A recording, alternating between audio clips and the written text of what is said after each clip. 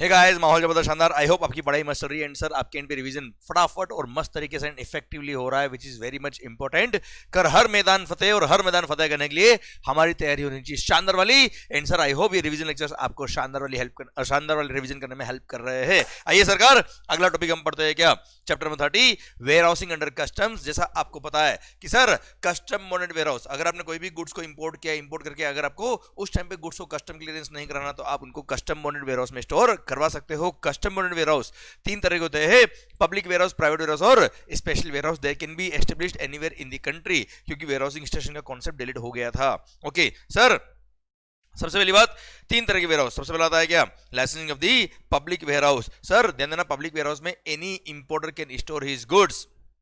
Clear? अच्छा, public warehouse हो, private warehouse हो या स्पेशल वेयर हाउस हो, ये सारे वेयर हाउसिंग का जो सिस्टम है, सारे वेयर हाउसेज अब प्राइवेटाइजेशन हो गया 2016 में फाइनेंस एक्ट के थ्रू अमेंडमेंट करके। प्राइवेट पार्टीज इसको ऑपरेट करती है, but these are under the control of customs.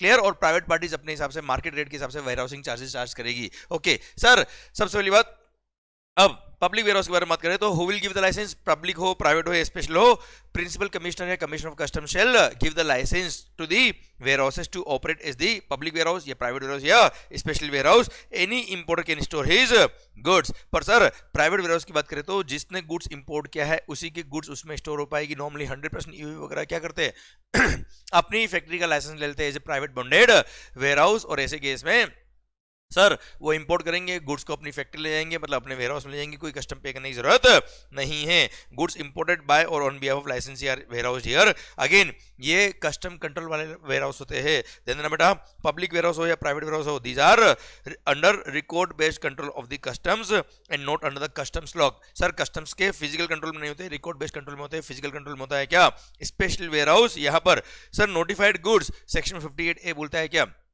Sir अगर किसी वेयर हाउस को स्पेशल वेयर हाउस का लाइसेंस दिया गया तो वहां पे जो नोटिफाइड गुड्स है वो वहीं पे स्टोर की जाएगी, उसको प्राइवेट या पब्लिक वेयर हाउस में स्टोर नहीं करेंगे। और स्पेशल वेयर हाउस के अंदर जो भी गुड्स रखी गई है ये under the physical control of the custom होती है। मतलब यहाँ पे लॉक इन की होता है कस्टम्स का, कस्टम्स ऑफिसर लॉक ओपन करेगा तो ही गुड्स उसमें रख पाएंगे, तो ही गुड्स रिमूव कर पाएंगे इसके अंदर। क्लियर? और सर गवर्नमेंट ने कुछ गुड्स नोटिफाई करी है इस पर्पज के लिए, स्पेशल वेयर हाउस के लिए। वो कौन कौन से गुड्स है सर? सबसे पहली बात, gold, silver, other precious metals, goods for supply to duty free shops etcetera, या फॉरेन गोइंग वेसल या एयरक्राफ्ट को एज ए स्टोर्स कोई गुड सप्लाई कर रहे हो, ये सब गुड्स इसमें रखी जाती है। क्योंकि सर इन पे ये बड़ी प्रेशियस गुड्स है सर। अब जैसे फॉरेन गोइंग वेसल या एयरक्राफ्ट को एज ए स्टोर्स कोई गुड सप्लाई करो तो उस पर कस्टम लगता नहीं है, इसलिए स्पेशल वेयर हाउस में लॉक इन की करके रखा जाता है under the physical control. Clear? And sir ध्यान देना बेटा, ये लाइसेंस अगर एक बार आपको मिल गया तो these are not required to be renewed annually, हर साल इसको रिन्यू करने की जरूरत नहीं है। Further it is not transferable and valid, और ये वैलिड रहेगा जब तक इसको कैंसिल नहीं कर दिया या सरेंडर नहीं कर दिया तब तक ये कैंसिल रहेगा। And licence would be cancelled on the return request of the licence. अगर आपको बिजनेस बंद करना है आप रिक्वेस्ट दीजिए कमिश्नर को, और आपका लाइसेंस फिर में क्या हो जाएगा, सस्पेंड हो जाएगा, कैंसिल कर देंगे अगर सारे ड्यूज क्लियर है तो, कोई कंप्लायंस पूरा नहीं है तो। क्लियर? अब आ रहा है क्या, कैंसिलेशन लाइसेंस। जिसको लाइसेंस देने का पावर, उसको लाइसेंस कैंसिल करने का पावर भी है कमिश्नर। पूरे कस्टम में ध्यान रखना, जहां जहां कमिश्नर रेफर हुआ वहां वहां प्रिंसिपल कमिश्नर ऑफ कस्टम भी रेफर किया जाएगा। ओके, मैं कमिश्नर बोलूंगा। कमिश्नर के पास पावर है कि वो चाहे तो आपका लाइसेंस कैंसिल कर सकता है, बट लाइसेंस कैंसिल क्यों करेगा, अगर आपने कोई रूल्स और रेगुलेशंस वायलेट किए, कुछ कंडीशंस वायलेट करी, क्लियर, कुछ फ्रॉडुलेंट एक्टिविटी कर रहे हो वेयर हाउस में, तो ऐसे केस में वो लाइसेंस आपका कैंसिल कर सकता है। But before cancelling the licence opportunity being heard will be given to the licensee by way of issue of notice. उसका रिप्लाई आपको देना पड़ेगा। रिप्लाई देने के बाद वो कंसिडर करेगा कि लाइसेंस कैंसिल करना है कि नहीं करना है। अगर लाइसेंस कैंसिल नहीं करना तो कोई तकलीफ ही नहीं सर। पर अगर लाइसेंस कैंसिल करना है तो सबसे पहली बात तो ये, जब नोटिस दिया था तब लाइसेंस क्या हो गया था सर, उस टाइम पे एक बार टेम्पररी सस्पेंड कर देंगे। सस्पेंशन मतलब ये कि कोई भी नए गुड्स वेयर हाउस में स्टोर नहीं कर सकते हैं। जो गुड्स ऑलरेडी वेयर हाउस में हैं सर उन पे normal wear housing provision govern होंगे। अब सर जब तक ये लाइसेंस का प्रोसीडिंग चल रहा है कि कैंसिल करना कि नहीं करना, तब तक लाइसेंस आपका सस्पेंड है। अब जैसे डिसीजन आया, ऑर्डर आया कि कैंसिल करना है, तो ऐसे केस में within 7 days warehouse को खाली करना पड़ेगा, गुड्स को शिफ्ट करनी पड़ेगी या तो अनदर वेयर हाउस में, या फिर इसको क्लियर करो for home consumption. Clear? Done. और हाँ, जब तक ये गुड्स क्लियर नहीं होती तब तक नॉर्मल वेयर हाउसिंग के प्रोविजन इन गुड्स पे अप्लाई होंगे जो गुड्स वेयर हाउस में है।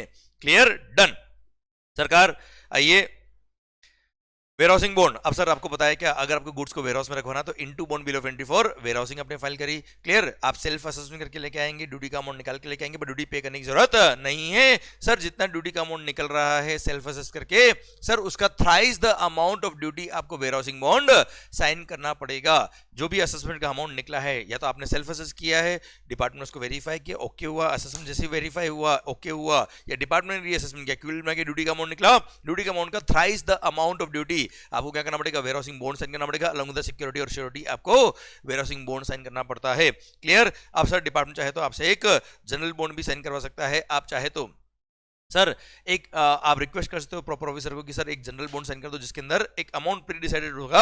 और सर क्या होता है, आप अगर कॉन्स्टेंटली इंपोर्ट करके गुड्स को वेयरहाउस में रखवाते हो तो बार बार नया बॉन्ड साइन करने का आपका कॉस्ट बच जाएगा, और जनरल बॉन्ड साइन करने से आपका बार बार कंप्लायंस नहीं करना पड़ेगा, एक ही बॉन्ड से काम हो जाएगा। पर यस, जनरल बॉन्ड जो साइन करेंगे उसमें जितना अमाउंट ऑफ ड्यूटी का आपने बॉन्ड साइन किया, मैक्सिमम उतने ही गुड्स आप स्टोर कर पाएंगे at a time in the warehouse, clear. Running bond account type account चलता है बेटा ये, ओके। अब सर बॉन्ड क्यों साइन करते हैं, सो दैट जो भी गुड्स वेयरहाउस में हैं आप प्रॉमिस करेंगे डिपार्टमेंट को कि I shall comply with all rules and regulations वगैरह, अदरवाइज आप मेरे से पेनल्टी फाइन चार्ज कर सकते हो, मेरे से रिकवरी कर सकते हो, जो ड्यूटी मैंने पे नहीं किया वो मेरे से रिकवरी कर सकते हो by selling the goods, okay. Sir section number 60 बोलता है क्या, परमिशन। अब सर आपने बॉन्ड साइन कर दिया, बॉन्ड साइन करने के बाद क्या होगा बेटा, परमिशन मिलेगी, पर अभी गुड्स क्या है, कस्टोडियन के पास, गुड्स क्या है अभी, कस्टोडियन के पास। अब सर आपको परमिशन फॉर वेयरहाउसिंग मिलेगी, एक ऑर्डर पास होगा सर कि यस जा कबूतर जा, क्लियर। अब कबूतर कहा जाएगा बेटा, सर वेयरहाउस मिल जाएगा, पहले गुड्स तो लेने जाओ भाई, गुड्स का है अभी कस्टोडियन के पास, कस्टोडियन को वो ऑर्डर मिल गया है जिसने अलाउ किया है to store the goods in the warehouse, तो ऐसे केस में वो ऑर्डर कस्टम्स ऑटोमेटिक सिस्टम के थ्रू मिला या फिजिकल ऑर्डर मिला, sir normally custom automatic system, जहां पे customs automatic system in place आ चुका है बेटा, ठीक है, उसके थ्रू ऑर्डर मिला, उसके बाद वो गुड्स अलाउ करेगा फॉर रिमूवल, रिमूवल के लिए अलाउ हो गया, आप जाएंगे कहाँ, वेयरहाउस, वेयरहाउस का जो लाइसेंस होगा वो लाइसेंस ही देखेगा आपको प्रॉपर ऑर्डर मिला है, हाँ मिला है, then he will allow the storage of the goods in the warehouse, okay. अब सर आप वेयरहाउस में गए, वेयरहाउस में गुड्स को स्टोर किया, अब for a particular period warehousing allow होता है, कितने पीरियड के लिए वेयरहाउसिंग अलाउ होता है, डिपेंड्स। अगर जो गुड्स इंपोर्ट किया वो 100% EOU electronic hardware technology park unit या सॉफ्टवेयर टेक्नोलॉजी पार्क यूनिट ने इंपोर्ट किया था और वेयरहाउस में रखवाया था, या फिर ऐसे किसी वेयरहाउस में आपने गुड्स रखवाया है जहां पर manufacture with in the warehouse का परमिशन आपको मिला हुआ है, जो नॉर्मली प्राइवेट वेयरहाउस में होता है बेटा, तो ऐसे केस में सर अनलिमिटेड टाइम लिमिट है, कोई टाइम लिमिट नहीं दे रखा है storage of the goods in the warehouse के लिए बेटा, मतलब जब तक कि सर कैपिटल गुड्स है तो till their clearance for home consumption from the warehouse, clear. और सर अदर गुड्स के लिए टिल देयर कंजम्पशन और क्लियरेंस फ्रॉम द वेयरहाउस बेटा, हाँ है ना बेटा, अनलिमिटेड टाइम है बेटा। बट अदर गुड्स के लिए, अदर लोगों के लिए सर यहां बोल दिया है क्या कि अगर आपने भले पब्लिक वेयरहाउस हो, प्राइवेट वेयरहाउस हो, कोई भी वेयरहाउस हो बेटा, अदर लोगों को अगर स्टोर करना है तो सर ऐसे केस में सर ध्यान देना बच्चों, the time limit to for warehousing the goods in the public in the warehouse is only 1 year. 1 year कब से, जिस दिन ऑर्डर पास हुआ था, कौन सा ऑर्डर, ये वाला order for warehousing, permission for warehousing जब मिला था वहां से 1 ईयर के अंदर गुड्स को रिमूव करना पड़ेगा, प्लस कमीशन चाहे तो सर इस पीरियड को एक्सटेंड भी कर सकता है, but each extension can not be for more than 1 year, मतलब multiple extensions are possible, but yes अगर हैजार्डियस गुड्स है, पेरिशेबल नेचर के गुड्स है, तो ऐसे केस में this period of 1 year can also be reduced, ठीक है। अब सर बात आती है क्या, although permitted period of warehousing is 1 year plus extension if any, clear, फिर भी जिस दिन परमिशन फॉर वेयरहाउसिंग मिली थी उससे 90 डेज के अंदर अंदर अगर आपने गुड्स को रिमूव नहीं किया, वेरी इंपॉर्टेंट पॉइंट ध्यान देना, एग्जाम में क्वेश्चन बनता है, इसका इंटरेस्ट का क्वेश्चन बनता है, बना हुआ भी एग्जाम में है, अगर सर जिस दिन परमिशन फॉर वेयरहाउसिंग मिला उसके 90 डेज के अंदर अंदर गुड्स को रिमूव नहीं किया फॉर होम कंजम्पशन, क्लियर, कुल मिला के कस्टम बॉन्ड वेयरहाउस से गुड्स को रिमूव नहीं किया within 90 days from the date of order of warehousing बेटा, आपने फिजिकली वेयरहाउस कब किया उससे मतलब नहीं है, 90 डेज कब से काउंट करना, जिस दिन परमिशन फॉर वेयरहाउसिंग मिला वहां से, तो ऐसे केस में ये लिखिए, देखो मैंने लिख भी रखा है कि सर जिस दिन वेयरहाउसिंग किया कब से, permitted order permitting for warehouse उसके 90 डेज में अगर आपने गुड्स को रिमूव नहीं किया तो ऐसे केस में 91st डे से क्या लग जाएगा, interest at the rate of 18% per annum, at the rate of sorry पूरे कस्टम में 15% है, at the rate of 15% per annum simple interest number of days के हिसाब से 91st डे से लेके कब तक, जब तक आप वो कस्टम का अमाउंट कस्टम क्लियरेंस के टाइम में पे नहीं करते तब तक का बेटा, ओके सर ध्यान देना बेटा, 91st डे से, क्लियर, क्या लगेगा बेटा, sir interest at the rate of 15% per annum, ध्यान देना बच्चों। सर अगर मान लो आपने अल्टीमेटली गुड्स को क्या कर दिया, सर एक्सपोर्ट कर दिया, अब एक्सपोर्ट पे कस्टम कितना लगता है बेटा, 0, तो 0 पे इंटरेस्ट भी कितना लगेगा, 0, सर प्रतिभा प्रोसेसर लिमिटेड बेटा, हाँ है ना भाई, जजमेंट था ये वाला, और बोलता है क्या, अगर at the time of removal, at the time of removal जितना भी कस्टम लगता है जितना भी कस्टम आप पे कर रहे हो उस पे लगेगा 15% इंटरेस्ट। अगर कस्टम पेबल जीरो है तो ऑब्वियसली इंटरेस्ट भी क्या हो जाएगा, जीरो हो जाएगा। एंड ध्यान देना बेटा, यहाँ पे 100% ईओयू वगैरह ने जब गुड्स इंपोर्ट करके वेयर हाउस में रखी थी, इनके लिए तो 90 डेज का कोई फंडा नहीं है, यहाँ पे तो अनलिमिटेड टाइम तक रख सकते हैं लोग, और यहाँ पे इंटरेस्ट की बात भी नहीं आएगी। Clear, done.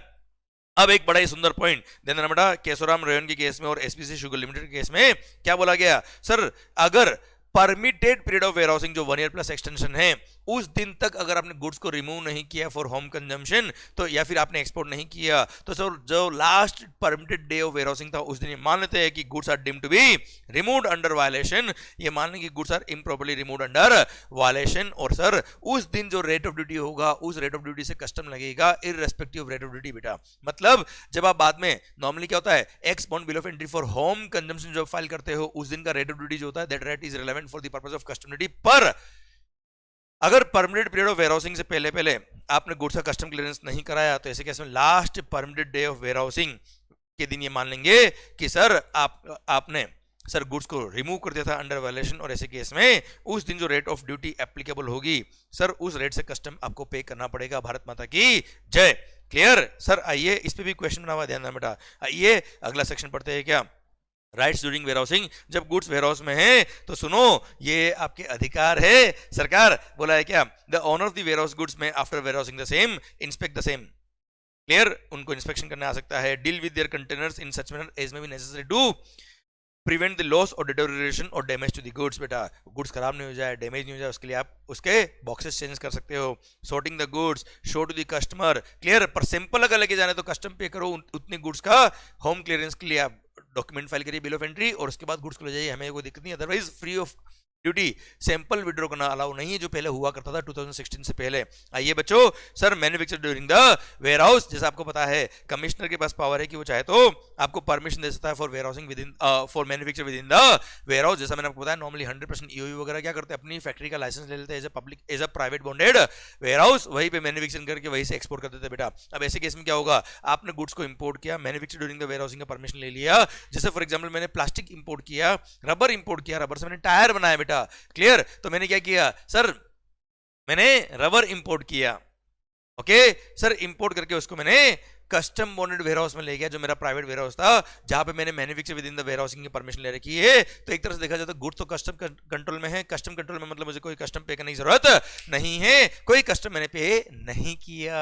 क्लियर, गुड्स अभी वेयरहाउस में है, वहीं से मैंने उस रबर से टायर बनाया, और टायर बना के वहीं से मैंने क्या कर दिया, एक्सपोर्ट कर दिया, तो कोई कस्टम पे करने की जरूरत नहीं, क्योंकि rubber ultimately sir domestic market में आया ही नहीं। आपको पता है कस्टम चार्ज क्यों हुआ, to equalise the import goods with the domestic goods custom charge हुआ। किस दिन इक्वलाइज करना, जब डोमेस्टिक मार्केट से कॉम्पीट करेगा। डोमेस्टिक मार्केट से कॉम्पीट कब करेगा, जब डोमेस्टिक मार्केट में जाएगा। ये गुड्स डोमेस्टिक मार्केट में जा ही नहीं रहा है, कस्टम की बात आएगी नहीं। पर अगर आपने सर प्लास्टिक से सॉरी रबर से टायर बनाया, टायर बना के डोमेस्टिक मार्केट में डीटी में क्लियर कर दिया, तो ऐसे केस में जो आपने रबर इंपोर्ट किया था, जो उन टायर में लगा हुआ है, उन रबर पे अब आपको कस्टम पे करना पड़ेगा।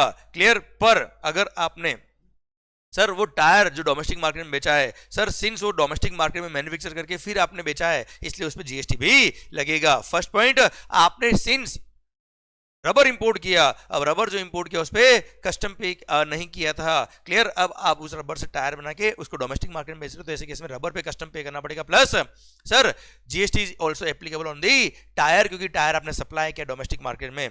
क्लियर, डन, समझे मेरी बात। ओके, अब सर आपने मान लो कुछ गुड्स एक्सपोर्ट किया और कुछ गुड्स डोमेस्टिक मार्केट में बेचा, तो कुछ हो जाएगा बच्चों, मतलब कुछ हो जाएगा, मतलब कुछ गुड्स आपने एक्सपोर्ट किया उस पर कोई कस्टम नहीं है सर, कोई जीएसटी नहीं है। जो गुड्स आपने डोमेस्टिक मार्केट में बेचा उस गुड्स पे जीएसटी लगेगा, और सर वो इंपोर्टेड गुड्स पर आपको नॉर्मल कस्टम प्लस आईजीएसटी वगैरह सब जो पे करना होता है वो पे करना होगा।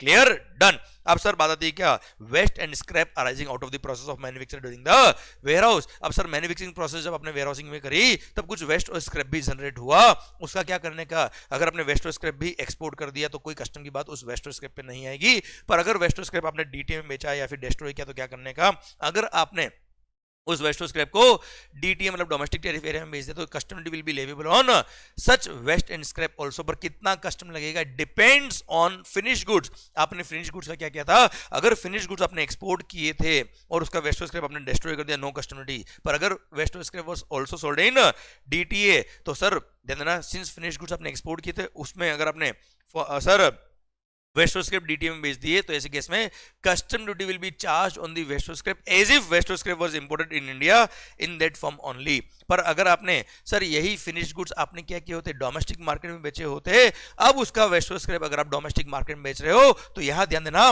उस वेस्टो स्क्रिप्ट पे कस्टम लगेगा on the basis of contents of the imported material in such waste or scrap. आपने रबर का वेस्ट था जो डोमेस्टिक मार्केट में बेचा था, तो रबर की रेट से उस वेस्टो स्क्रैप पे कस्टम लगेगा।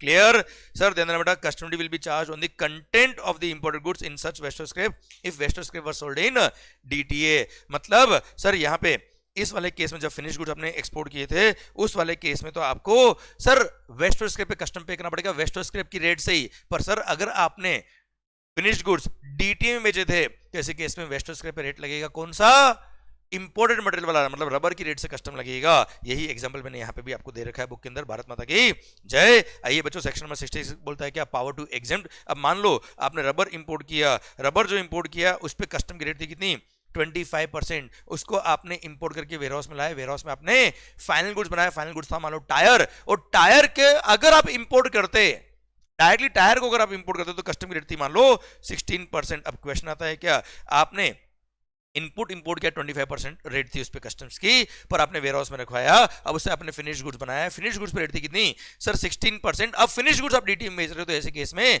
सर आपको पता अभी हमने पढ़ा क्या, उस इंपोर्टेड मटेरियल पर कस्टम अब लगेगा क्योंकि डोमेस्टिक मार्केट में जा रहा है। अब सर इनपुट पे रेट कितनी थी बेटा 25%, तो सर आपने बेचा क्या है टायर, पर सर कस्टम कितने में लगेगा, उस इनपुट की वैल्यू पे लगेगा। किस रेट से लगेगा, 25% लगेगा। अब सर यही टायर अगर आपने इंपोर्ट किया होता तो कस्टम लगता केवल कितना 16%, तो सर वो इंडस्ट्री वालों को तो लॉस हो जाएगा ना यार, एक तरह से उनका जो टायर था वो सर महंगा हो जाएगा। कारण क्या है, अगर tyre as it is import करते तो 16% ही कस्टम था, और अगर उन्होंने रबर इंपोर्ट करके टायर बना के फिर डोमेस्टिक मार्केट में जाता तो 25% कस्टम लग रहा है उस रबर पोर्शन पे। इसलिए to promote the industry government को पावर दिया कि by way of issue of notification government चाहे तो ये एक्सेस अमाउंट ऑफ ड्यूटी जो लग रहा था इनपुट्स पर, उस पर कस्टम उतना पोर्शन क्या कर सकती है, एग्जाम कर सकती है गवर्नमेंट चाहे तो, by using this power to promote the industry in that particular sector. आइए sir, removal from the warehouse. अब गुड्स वेयरहाउस में है, आपको रिमूव करना है। Now removal from warehouse first है क्या, section number 67, removal from warehouse for another warehouse. Clear, one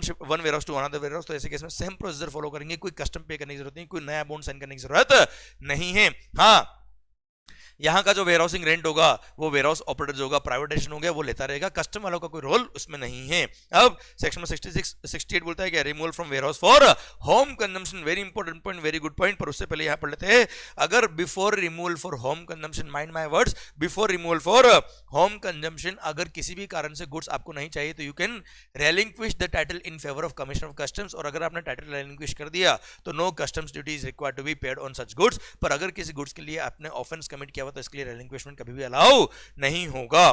clear, done. अब सब ध्यान देना बच्चों, अब उन इंपोर्टेड गुड्स पे कस्टम भी पे नहीं करना क्योंकि इनका मालिक कौन बन गया है, कस्टम वाला, कस्टम डिपार्टमेंट बन गया है। अच्छा, उन गुड्स का वेयरहाउसिंग रेंट होगा वो तो आपको पे करना पड़ेगा, वो तो आपका और वेयरहाउस ऑपरेटर का डील है बेटा, उसमें कस्टम वाले कुछ भी नहीं करेंगे। पर अब एक जजमेंट है बेटा इसमें, शानदार वाला पॉइंट है, decorative laminates India private limited के केस में बोल दिया था क्या सर, ये लोग आए कब, परमिटेड पीरियड ऑफ वेयरहाउसिंग जब एक्सपायर हो गया उसके बाद ये लोग आए और बोलते हैं क्या, we want to relinquish the title in favour of commissioner of customs. तो ऐसे केस में supreme court, Karnataka high court ने जजमेंट दिया कि सर रेमिशन मिल सकता है आपको, but remission is allowed only before removal for home consumption. और अगर last permitted day of warehousing के बाद अगर आप आए हो तो ऐसे केस में लास्ट परमिटेड डे ये मान लेते हैं कि goods are removed for home consumption और उसके बाद रेलिंक्विशन अलाउ नहीं होता है और आपको कोई रेमिशन ड्यूटी इस केस में नहीं मिलेगी, कोई बेनिफिट आपको नहीं मिलेगा सेक्शन 23 का। आइए sir, removal for home consumption, तो ऐसे केस में ऑनर ऑफ द गुड्स हो सकता है, मैंने गुड्स इंपोर्ट किया, मैंने आपको बेच दिया, जो ऑनर ऑफ द गुड्स होगा वो गुड्स के लिए आएगा और वो डॉक्यूमेंट्स प्रेजेंट करेगा, वो expound bill of entry for home consumption file करेगा। क्लियर, अब सर वो डॉक्यूमेंट फाइल करेगा, उसके बाद रीअसेसमेंट होगा, but reassessment is done only in respect of rate of duty. Reassessment revaluation के रेस्पेक्ट में नहीं होता है, मतलब वैल्यू जो उस टाइम डिफाइन हो गया था उसी वैल्यू पे कस्टम लगेगा। क्लियर, हाँ, ध्यान देना बेटा। आईजीएसटी, सर आईजीएसटी कितने में लगता है, 37039, याद आया बेटा आपको सर, जिस वैल्यू पे अगर आपने इंपोर्ट किया था कस्टम ड्यूटी का जिस पे लग रही है वो वैल्यू प्लस कस्टम का amount plus any the sum payable under any the law for the timing in force, sir ये अमाउंट जाएगा वो। क्लियर, प्लस ना आपको कंपेयर करना है इसको किससे, अगर गुड्स को आपने वेयरहाउस में बेचा था तो लास्ट में गुड्स कितने में बिका था वो प्राइस, क्लियर, इन दोनों को कंपेयर करना, व्हिचएवर इज हायर इस पे लगेगा 37 और 39 बेटा, हाँ है ना भाई। अदरवाइज सर कस्टम ड्यूटी के पर्पस के लिए 3739 की बात नहीं कर रहा हूं, कस्टम ड्यूटी के पर्पस के लिए सर रीवैल्यूएशन नहीं होता है, रीअसेसमेंट होता है only in respect of change in rate of duty, क्योंकि आपको पता है कस्टम चार्ज की हुआ to equalise the import goods with the domestic goods, custom charge हुआ है किस दिन इक्वलाइज करेंगे, जब डोमेस्टिक मार्केट से कॉम्पीट करेगा, डोमेस्टिक मार्केट से कॉम्पीट कब करेगा, जब डोमेस्टिक मार्केट में जाएगा, डोमेस्टिक मार्केट में कब जाएगा, जब आप x bond bill of entry for home consumption file करोगे उस दिन जाएगा, क्लियर। तो सर जिस दिन आपने x bond bill of entry for home consumption file करी उस दिन की रेट से कस्टम चार्ज होगा, क्लियर, रीअसेसमेंट होगा, ड्यूटी का अमाउंट निकलेगा, ड्यूटी का अमाउंट आप पे करेंगे, उसके बाद out of custom charge order pass होगा, उसके बाद वेयरहाउस ऑपरेटर को आप बताएंगे कि मेरे को ऑर्डर पास हो गया है, then he will allow the removal of the goods from warehouse for home consumption, clear. और अगर आपने 91st डे के बाद रिमूव किया, 90 डेज के बाद रिमूव किया तो 91st डे से इंटरेस्ट भी पे करना पड़ेगा, कोई वायलेशन किया तो पेनल्टी फाइन भी पे करना पड़ेगा। आइए बच्चों ये इंपोर्ट नोट भी मैंने आपको यहाँ समझा रखा है, जो वैल्यूएशन का पॉइंट था वो वाला है बेटा। आइए sir section number 69 removal for exports, अगर आपको गुड्स को वेयरहाउस से ही एक्सपोर्ट करना है तो सर ऐसे केस में एक्सपोर्ट बिल ऑफ एक्सपोर्ट या एक्सपोर्ट शिपिंग बिल आप फाइल करेंगे for export of the goods, ऐसे केस में कोई कस्टम पे करने की जरूरत नहीं, क्योंकि अल्टीमेटली गुड्स डोमेस्टिक मार्केट में जा नहीं रहा है, कस्टम क्लियरेंस हो ही नहीं रहा है बेटा, कोई कस्टम पे करने की जरूरत नहीं है। नाउ सर आपको अगर उन गुड्स के एक्सपोर्ट पर एक्सपोर्ट ड्यूटी अगर लगती है तो एक्सपोर्ट ड्यूटी पे करना पड़ेगा, प्लस फाइन प्लस पेनल्टी अगर आपने कोई ऑफेंस वगैरह किया है तो, अदरवाइज कोई ड्यूटी इंपोर्ट के रेस्पेक्ट में पे करने की जरूरत नहीं है, क्लियर। एंड ये सब पे करने के बाद आपको परमिशन मिल जाएगी for export of such goods. फिर आता है सेक्शन में 17 allowance in case of goods of volatile nature, sir जो ऑयल वगैरह होते हैं इस तरह की कुछ गुड्स गवर्नमेंट नोटिफाई करी हुई है sir which vary in volume due to their nature, अब गुड्स को जब रिमूव करना है तब गुड्स का क्वांटिटी थोड़ा कम हो गया, क्यों, थोड़ा हाईवे ऑपरेट हो गया, थोड़ा नॉर्मल लॉस की लिमिट में लॉस हो गया, तो ऐसे केस में उन गुड्स को बोलते हैं गुड्स ऑफ वोलेटाइल नेचर, उतनी क्वांटिटी जो नॉर्मल लॉस की लॉस में हुई उस पर कोई कस्टम पे करने की जरूरत नहीं, नोबडी इज लायबल टू पे कस्टम ड्यूटी, सर एसीडीसी उसमें क्या कर देगा, ड्यूटी इतनी रेमिट कर देगा, क्लियर। आइए बच्चों sir section 71 removal is provided by this act, जिस तरह से आपको परमिशन मिली फॉर रिमूवल इधर फॉर होम कंजम्पशन और for removal for another warehouse और फॉर एक्सपोर्ट, उस तरह से आप रिमूव करेंगे सब्जेक्ट टू सर्टेन कंडीशंस जो भी ऑर्डर के अंदर इंपोज करी गई होगी, क्लियर, डन। अब सर आता है section number 72 goods improperly removed from the warehouse etcetera, बिल्कुल गलत किया है आपने, क्लियर, बिल्कुल गलत है ये सरकार। If goods are removed in contravention section number 71 या फिर goods are not removed within the prescribed time limit for warehousing under section number 61, या तो ऐसे केस में the goods in respect which आपने बॉन्ड साइन किया हुआ बेटा, वो अगर गुड्स अब तक क्लियर नहीं हुई फॉर होम कंजम्पशन या एक्सपोर्ट नहीं हुई या duly not accounted for to the satisfaction of proper officer, तो सर ऐसे केस में सर देना प्रॉपर ऑफिसर अगर सेटिस्फाई नहीं है कि कोई उसको लगता है कोई गड़बड़, तो ऐसे केस में ही में demand the payment of duty with interest with fine plus penalty immediately from the owner of the goods, और अगर ओनर ऑफ द गुड्स ये पे नहीं करता तो ऐसे केस में जो गुड्स अवेलेबल है उनको बेच के ये पेमेंट रिकवरी कर सकते हैं, clear, after giving notice to the owner of the goods बेटा। आइए सेक्शन 73 बोलता है कैंसलेशन ऑफ द बॉन्ड, जब सर गुड्स सारी रिमूव हो चुकी है, ड्यूटी वगैरह सारा पे हो चुका है सर, अब आप चाहे तो अपना बॉन्ड कैंसिल करा सकते हो और आपने जो सिक्योरिटी या सिक्योरिटी दे रखी है उसको आप विड्रॉ करा सकते हो, क्लियर, रिलीज करा सकते हो बच्चों। Last section section number 73 A custody and removal of the warehouse goods, since आपको पता है वेयरहाउस में अभी प्राइवेटाइजेशन हो गया एंड सर पब्लिक वेयरहाउस और प्राइवेट वेयरहाउस के अंदर अब रिकॉर्ड बेस्ड कंट्रोल होते हैं और स्पेशल वेयरहाउस में फिजिकल कंट्रोल होता है, तो यहाँ पे वेयरहाउस ऑपरेटर वेयरहाउस लाइसेंसी जो है उसकी जिम्मेदारी बढ़ा दी गई है और बोल दिया क्या सर जिसको लाइसेंस दिया गया वो क्या करेगा, एक वेयरहाउस कीपर ऑपरेट अपॉइंट करेगा for discharge of functions on his behalf, और warehouse keeper in charge of the will be the in charge of the warehouse, वो क्या करेगा सर एक computerise system for accounting of the goods करेगा, कितनी goods आई, कितनी रखी, क्या हुआ क्या नहीं हुआ, कब रिमूव करी, सारा वो मेंटेन करेगा रिकॉर्ड्स, और अगर कोई गड़बड़ पाई गई तो ऐसे केस में वेयरहाउस लाइसेंसी भी लायबल होगा for the payment of duty plus penalty fine etcetera, और सर अगर वायलेशन ज्यादा किया तो उसका लाइसेंस भी क्या हो सकता है, कैंसिल हो सकता है, क्लियर, डन।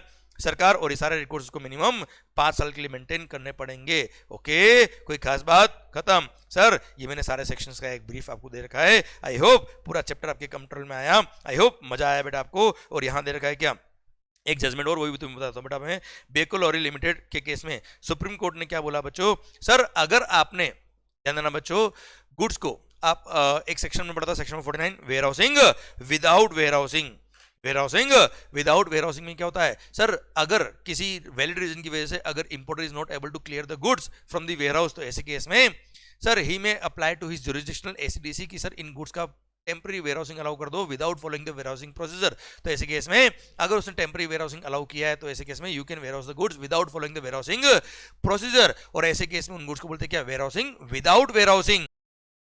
अब सर ऐसे केस में जब भी वेयरहाउसिंग विदाउट वेयरहाउसिंग अलाउ होता है तो ऐसे केस में उन गुड्स को वेयरहाउस गुड्स नहीं बोलते हैं सर। तो उसको उस फंडा को यूज करके जजमेंट था बेटा सुप्रीम कोर्ट का 2008 में बोल दिया 2008 में कि मान लो कोई गुड्स को आपने वेयरहाउस में ओरिजिनली वेयरहाउस में रखवाया था बेटा, आपने कस्टम क्लियरेंस के डॉक्यूमेंट फाइल कर दिए, गुड्स का असेसमेंट हो गया, ड्यूटी का अमाउंट निकल गया, आपने ड्यूटी का अमाउंट पे भी कर दिया। अब जब गुड्स को रिमूव कर रहे थे तब किसी कारण से आप गुड्स को रिमूव नहीं कर पा रहे थे, अब आपने अगेन सेक्शन नंबर 49 का परमिशन लेके गुड्स का वेयरहाउसिंग अलाउ करवाया, उसको बोलते हैं वेयरहाउसिंग विदाउट वेयरहाउसिंग। अब इसको टेम्पररी वेयरहाउसिंग बोलते हैं। अब मान लो गुड्स को अपने 15 दिन के लिए वेयरहाउस में रखवाया, अब जब गुड्स को रिमूव करने गए तब मान लो ड्यूटी का अमाउंट बढ़ गया, क्लियर, तब ये क्वेश्चन आया क्या रीअसेसमेंट होगा, आंसर इज नो, क्योंकि वो टेम्पररी वेयरहाउस करे गए। एक बार आपका कस्टम क्लियरेंस हो गया, फिर आपने वेयरहाउसिंग विदाउट वेयरहाउसिंग का प्रोसीजर फॉलो करके सेक्शन नंबर 49 फॉलो करवा के वेयरहाउस में गुड्स को रखवाया, इट डजंट मीन कि still the goods are warehoused goods. Goods को मानेंगे आपने क्लियर करवा दिया था और उस दिन की रेट से ही कस्टम लगेगा, नई रेट से कस्टम पे करने की जरूरत नहीं, कोई रीअसेसमेंट वापस से नहीं होगा, क्योंकि उनको वेयरहाउस गुड्स नहीं मानते हैं, ये मानते कि गुड्स एक्चुअली रिमूव हो गए थे और टेम्पररी आपने रखवाए गए थे, इसलिए नई रेट से आप कोई मतलब नहीं है। इसी के साथ भारत माता की जय। आई होप ये सारे पॉइंट क्लियर हुए, आई होप शानदार तरीके से आपका रिवीजन हुआ, माहौल बन गया शानदार वाला।